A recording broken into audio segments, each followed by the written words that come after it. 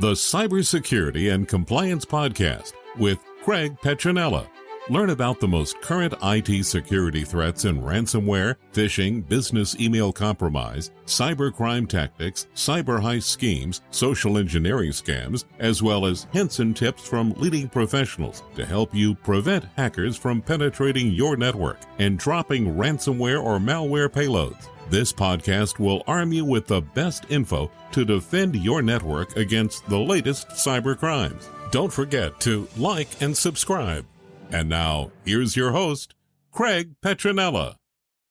Hi, listeners. It's Erin from PTG. And unfortunately, we lost quite a bit of our audio, about the first third or so of the stream. So if you would like to hear the full stream, feel free to check it out on any of the PTG social media platforms, YouTube, Facebook, LinkedIn, Twitter. But to catch you up, we are discussing the warnings that the Biden administration put out on Monday, along with the list of urgent cyber recommendations that they gave, in which the administration urges companies to execute the following steps with urgency. 1, mandate the use of multi-factor authentication on your systems to make it harder for attackers to get into your system. 2, deploy modern security tools on your computers and devices to continuously look for and mitigate threats. 3, check with your cybersecurity professionals to make sure that your systems are patched and protected against all known vulnerabilities. And change passwords across your networks so that previous stolen credentials are useless to malicious actors. 4, back up your data and ensure you have offline backups beyond the reach of malicious actors. 5, run exercises and drill your emergency plans so that you're prepared to respond quickly to minimize the impact of any attack. 6, encrypt your data so it cannot be used even if it's stolen. 7, educate your employees to common tactics that attackers will use over email or through websites, and encourage them to report if their computers or phones have shown unusual behavior, such as unusual crashes or operating very slowly.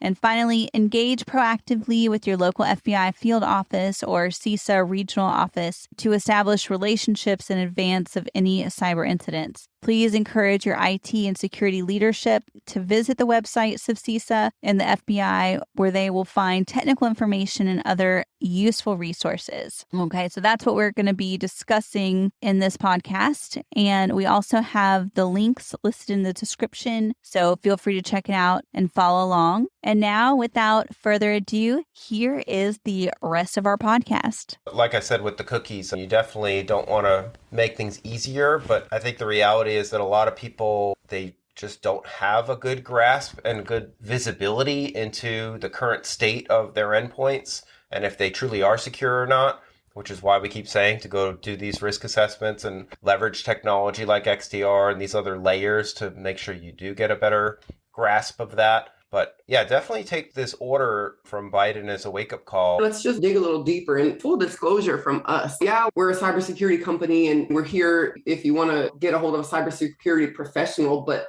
monetary gain is not our motivation. Like, we all expect to be rich off crypto by next month. We're not worried about that, but we really do want to help secure the nations because all of our children and loved ones live here. So this is very personal for us. And that's a true statement. And so this is alarming to me when I read this, because in the list of recommendations that they're giving, number 1 is MFA. And then they say to use modern cyber tools and contact a cyber professional. But here's why a cyber professional is so important and why it made that list. Because who really is equipped to deal with something like this? It says CISA verified that the threat actors successfully signed into one user's account with proper multi-factor authentication.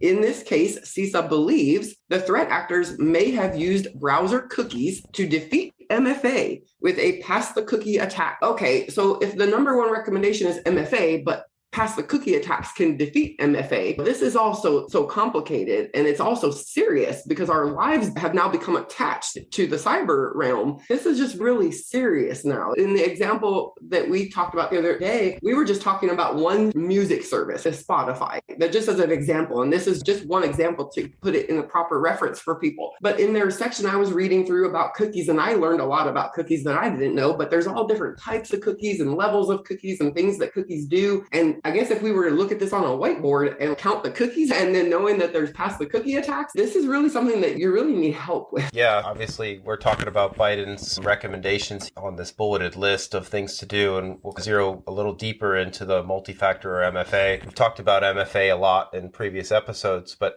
one of the things that I recommend is to avoid MFA with what's called an SMS text message because of a SIM swap attack. So you definitely want to try to use Google or Microsoft Authenticator when using MFA. But with the example that BJ just gave, if you use Authenticator with Google, for example, but you check the box to say, look, don't prompt me or authenticate me or don't bother me for 30 days. Now that cookie's on your system, and that's how they can bypass even the Authenticator type solutions, because you're giving authorizations to circumvent the prompt to authenticate by allowing the usage of a cookie, but you're also saying that you've done the due diligence and you're confident that your system is safe and secure and not being breached in any way. So that's why I recommend do not check that box so that you could harden your system a little bit and then obviously do the scans and do the other work to make sure. But try to use that Google Authenticator or Microsoft Authenticator with as many different types of solutions and websites that you can, because that's much more secure than SMS text. I was thinking too, one thing that this really highlights, this fact sheet, is another thing that we've been repeating over and over again, which is just how important it is to layer your cybersecurity. So like BJ mentioned, if somebody was able to get in with the MFA, okay, great. But if you have something like XDR or even a good antivirus or something, it's not going to catch everything, but it'll help. Even if it does get past this like initial layer of defense, if you have multiple layers, it's going to stop them at the next gate, basically. It's like having multiple protections. It's just more gates that people have to pass through or more locks that they have to unlock. That's such a good point, Erin. I like to mention something that's very cutting edge in each of our podcasts, just as food for thought. But yesterday we were talking about the breakthrough that Microsoft had with topological qubits, and the science of topological qubits is like a braided, like a woven design. And it's the same concept as what we're talking about right now. There's such an effectiveness when you have that type of a design because it's just like a shield almost. And then in topological qubits, quantum information can be stored there. And from a cybersecurity perspective, your security is woven. And that XDR layer, the reason that it is so critical is because you have that X factor that no one can really define or properly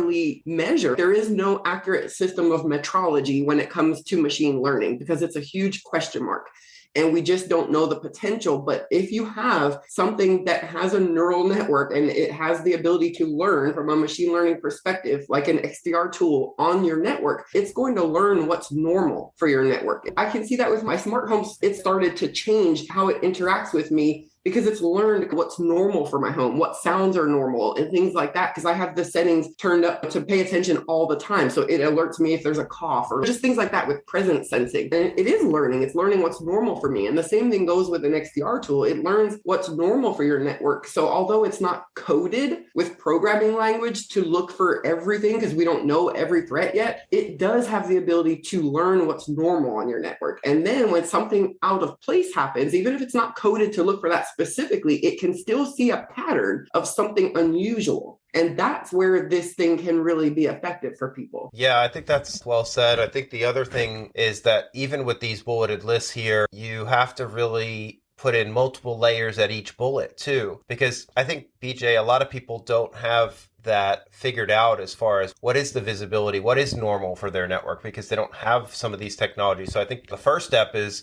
got to start somewhere, right? So start with the risk assessment, go through, figure out your gaps, adopt some of these technologies, modern solutions like XDR, ED, things that are above and beyond traditional antivirus and firewalls. Like I said, with the MFA, you want to make sure that the password is not a breached password too. So you need to use a complex, secure password. And we talked about that a lot of times as far as using password managers and the reasons why we recommend them, especially a reputable one, and then pairing the password manager with another layer, which is typically a hardware token layer. So you have to assume the worst, right? And you have to assume that, okay, they got my password, but you as the consumer or the business owner can take that power into your own hands and come up with some type of policy for yourself or practice where I'm going to change my password every month or whatever frequency. Obviously, more often is best, but too frequent can be annoying too. So you got to come up with that delicate balance is my point. I think a lot of people are still using breached passwords. So obviously change your passwords.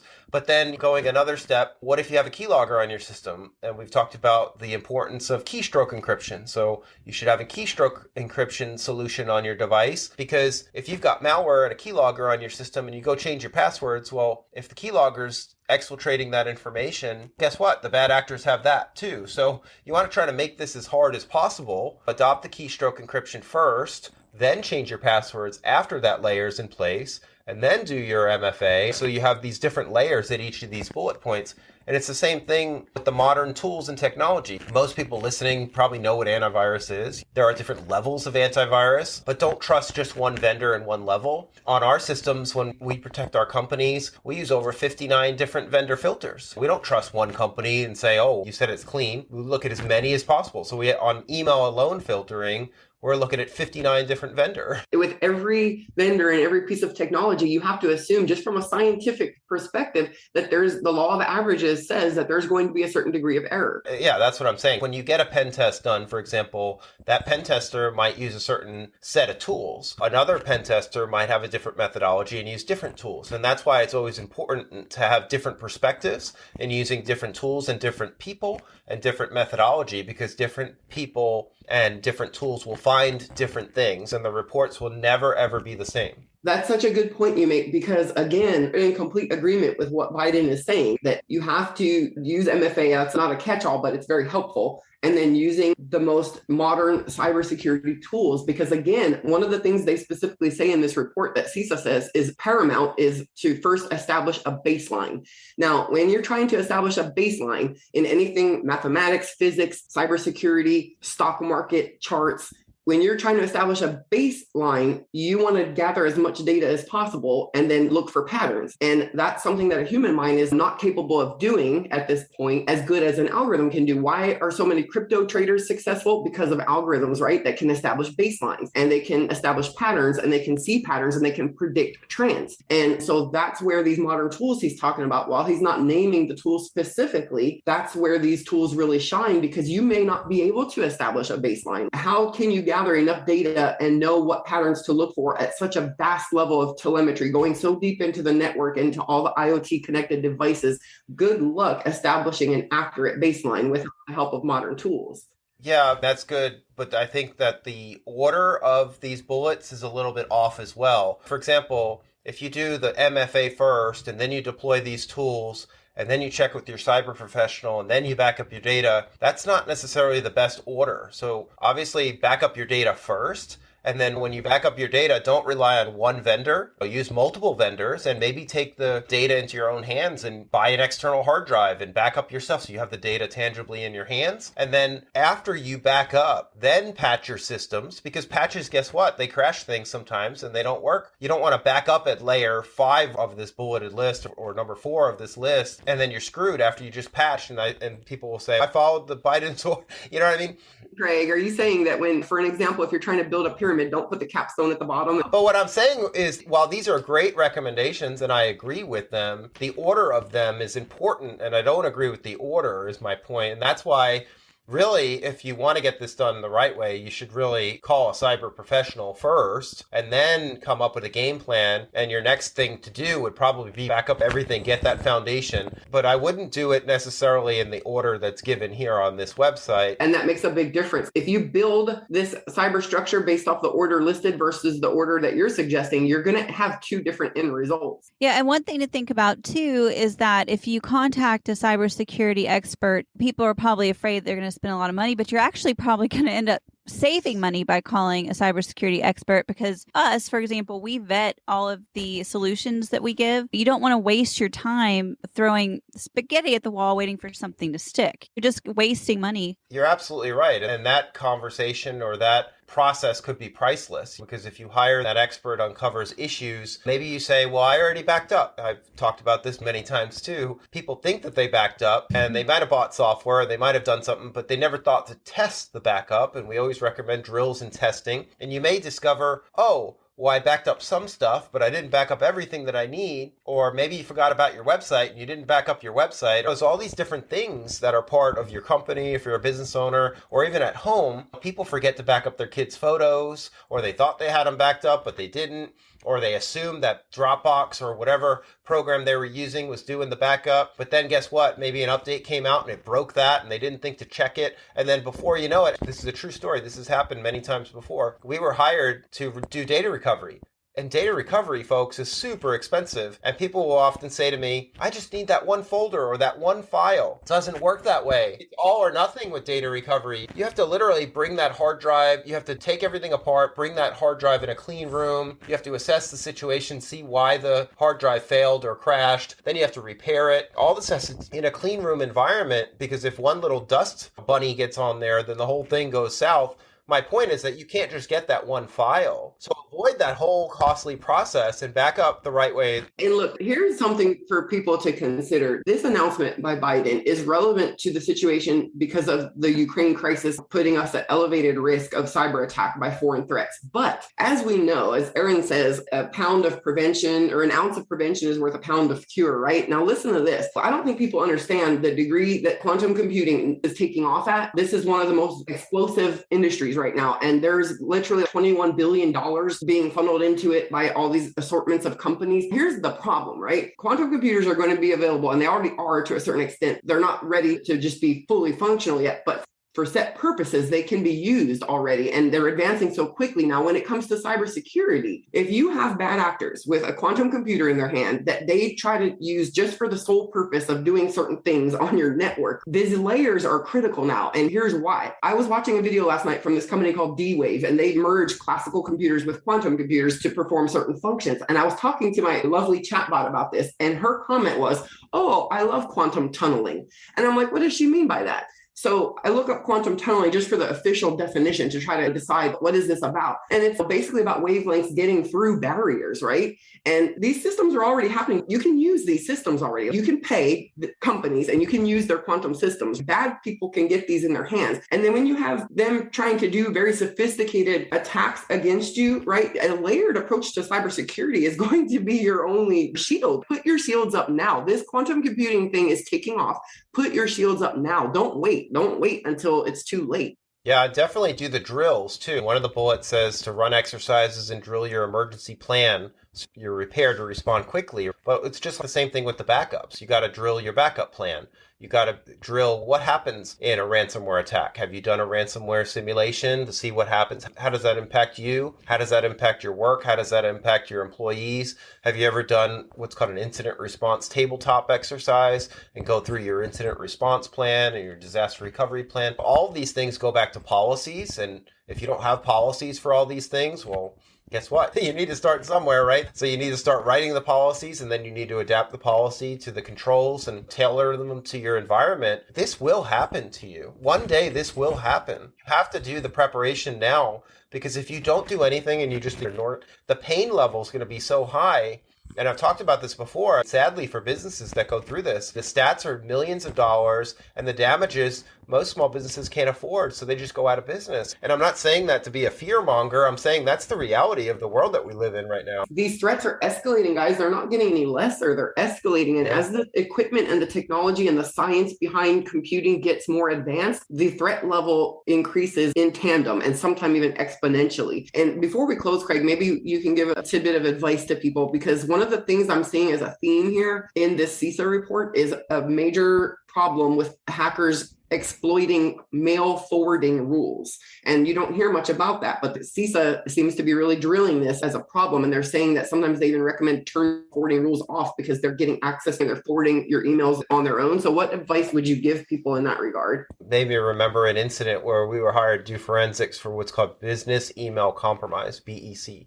So what happened was the victim, it was a business, and they were breached by a phishing email. And what the attacker did was they tricked the user into providing their login credentials. In this case, it was to Google G Suite. And they set up a page that looked like it came from Google. They tricked the user into logging in. It was not real. So they gave their credentials to the bad actor. It did not throw any red alarms or anything. The bad actors came in. They set up forwarding rules in the Gmail account in the G Suite to forward all the communications to their email. So they were reading all the emails for months. And that's what they're talking about. So there's forwarding rules that are on all different systems, Microsoft Office 365, Google G Suite, etc. So you have to, number one, obviously make sure MFA is enabled so that people can't, if they trick you to give over your credentials, at least you have the MFA layer. But it goes back to training. Obviously, train and test yourself and your staff and go through the drills of training and attestation and certificates of completion. But the forwarding rules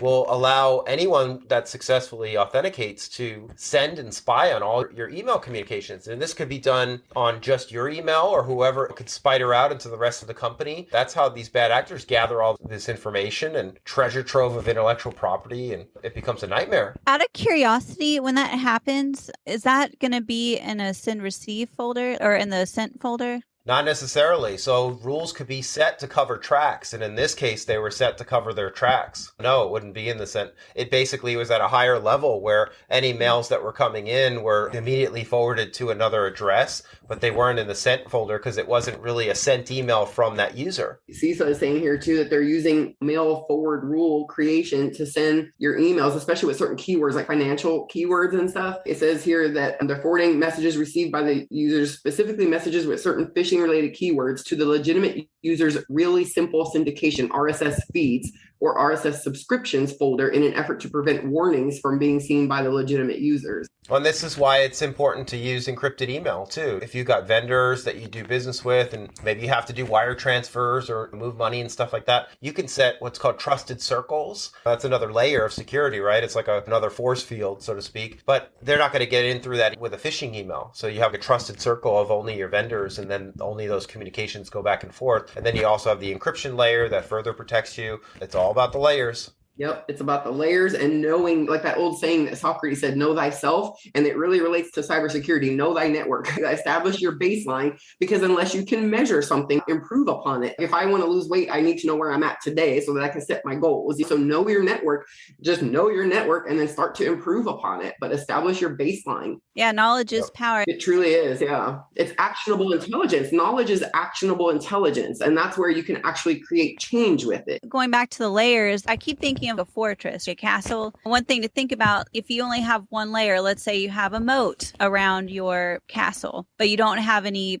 military or army to back it up. If somebody gets past that moat, they're going to be able to get in, right? But if you have that moat and you have a tall wall and you have an army and you have cannons, all these extra layers, even if they do get past the first layer or whatever, you're going to have backup. So it's important to think about what could happen and then find a solution to whatever could happen. That's why those drills and exercises are so important that I was saying with the incident response and the disaster recovery, the tabletop exercises, because you have to think about it and you don't just do it one time, you do it from different perspectives and scenarios. Okay, so let's say you're using Microsoft and you're using Microsoft OneDrive, for example, and maybe you use that for business and that comes with Office 365. Okay, that's great. But did you know that they're not responsible for data?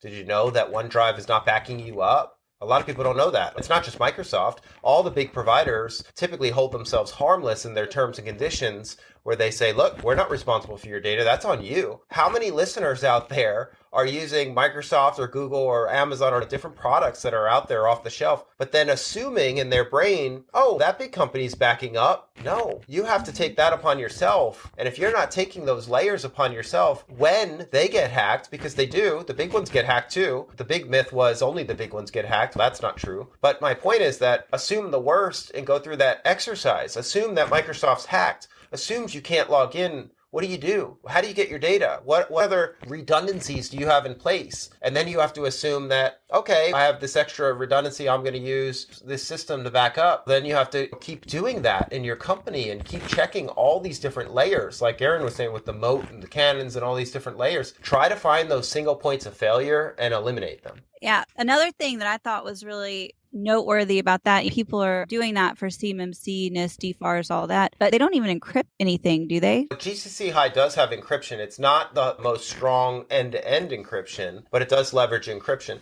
But there's limitations to the GCC High platform where if you're not part of the ecosystem, it doesn't work. Both sides have to be part of the ecosystem, and the usability or the workflow may or may not work for certain companies because that's a pretty tight loop there. There's always the right tool for the job, so to speak. In my opinion, GCC High is an expensive solution for most companies. For really large companies, so maybe it's a good fit. But for anybody dealing with sensitive information, you cannot use any kind of commercial product unless it's been security hardened specifically. Amazon's world and Google's world, everything. Amazon has GovCloud. You have to use GovCloud if you're dealing with sensitive, in this case, CMMC, CUI information. You can't use just regular Amazon. You have to use the GovCloud platform. And it's the same with Microsoft. GCC High is their hardened, more secure offering. The commercial products like Microsoft Teams and Microsoft Office 365 commercial, those are not compliant. So a lot of people don't know that either. And then guess what? There's no migration path. So you got to build and architect a whole new solution in that more secure environment.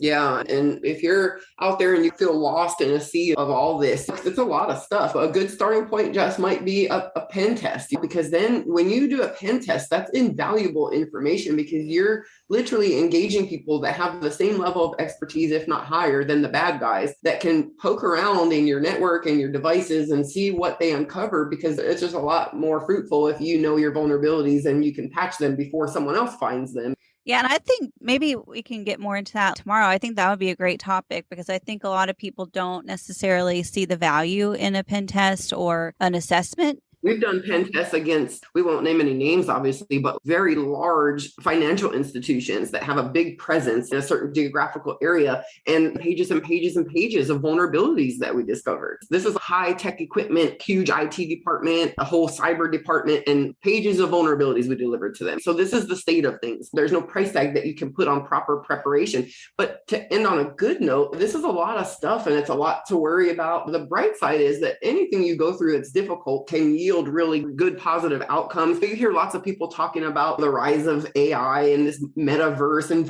virtual reality. And if you really think about it along those lines, we're heading in that direction. The cyber realm is their space, right? And so doing your due diligence to take your area of cyberspace seriously and secure it, I would assume that when you form that shield, if you tighten that shield enough and harden your security enough, eventually that shield might look more like a spark from the distance. And you might position yourself in a very good way. So it's just a really good idea to take cybersecurity seriously now, because it's not just you that depends on the security of your network. And speaking too of the pen test and the assessment and things like that, you're saying that you can't put a price tag on it, but also going back to what I was saying before, if you do a pen test, contacting a cybersecurity specialist before you implement a whole bunch of things that are incorrect. It's the same thing with an assessment. It's just like going to the doctor and getting a physical before you come up with a solution, right? Because you don't necessarily know what's wrong until you get an overview of everything, and knowing where your vulnerabilities are, that's a great place to start. What's the first step in the scientific process is identifying the problem, right? So you have to do some discovery to identify where exactly you need to harden your security. And I think that's also important. And that's something that people miss a lot. And I think even before step one of that scientific process of identify the problem, I'd say there's a step zero, and that's just observe. For how many years have we been using the internet and we've really not paid it any attention from a perspective of hygiene and keeping it in a good state, in a pristine state?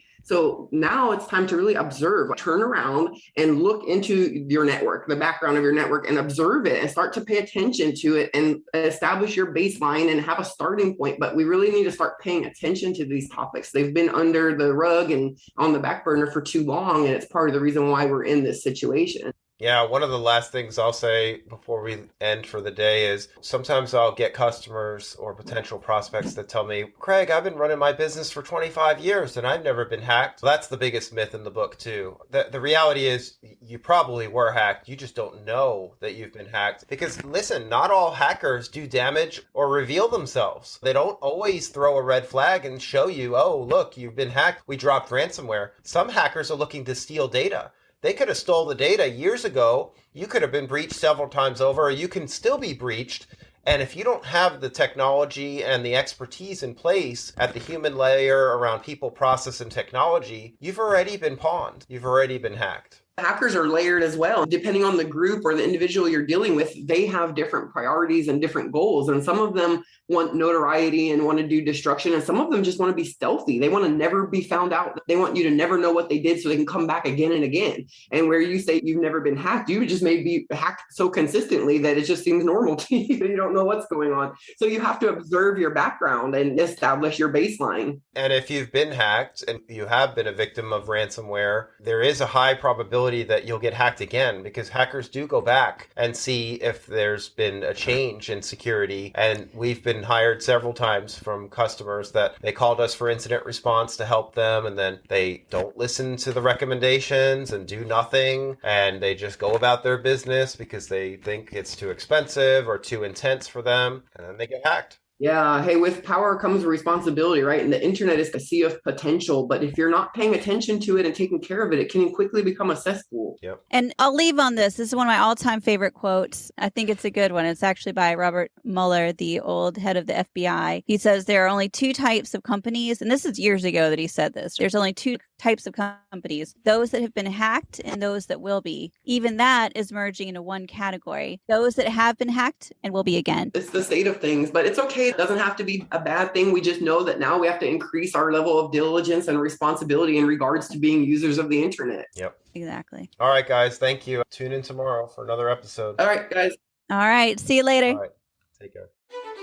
Thanks for listening to the Cybersecurity and Compliance Podcast with Craig Petronella. For other episodes and more information, visit PetronellaTech.com. Also visit our other websites, ComplianceArmor.com and BlockchainSecurity.com. Don't forget to like and subscribe. Thanks for listening, and stay secure.